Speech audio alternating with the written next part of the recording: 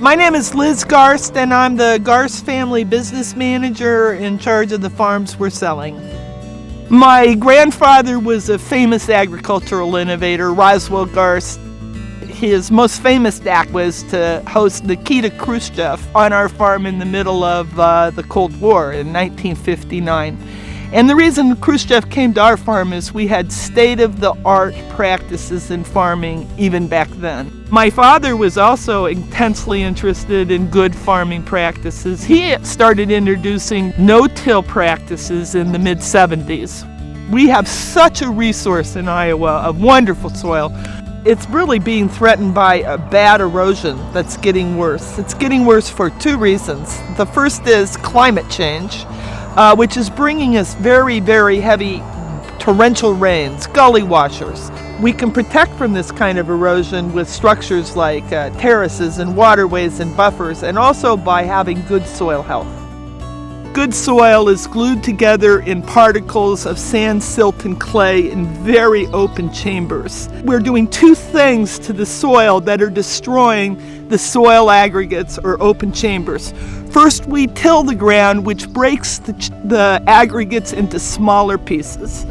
And second of all, we disregard in a variety of ways the soil biotic community. And that living community provide the glue that keep these open chambers together in big open soil aggregates. This demonstration is showing soil aggregate stability. And you'll see that the good dirt, no-tilled cover crop dirt, holds together on top of the turkey netting, while highly tilled soils without cover crop, with poor soil aggregate structure, dissolves in water, which is a real problem for erosion. Soil aggregate stability and water infiltration rates are almost identical, highly correlated to each other, so of intense agronomic interest to any landowner.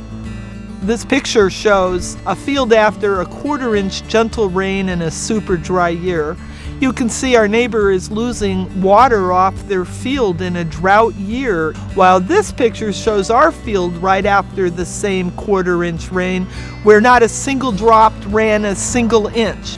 Well, with all the management practices we have done on those farms, I strongly believe that with climate change coming, with heavier rains every year, these farms are set up to be in as good a shape as anyone could have them.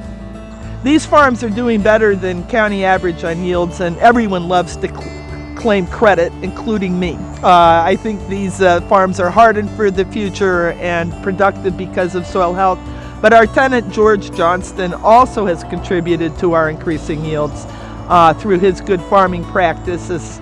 Those farms are as good as they get in the area. Soil structure is perfect. The soil erosion is the best you can find, and our yields show it. Garst family sold quite a bit of land when my dad died, and we were really sad to see that our hard work in improving the soils of those farms disappeared with new owners. And we're wanting to make sure that doesn't happen again. We decided to put on a conservation easement.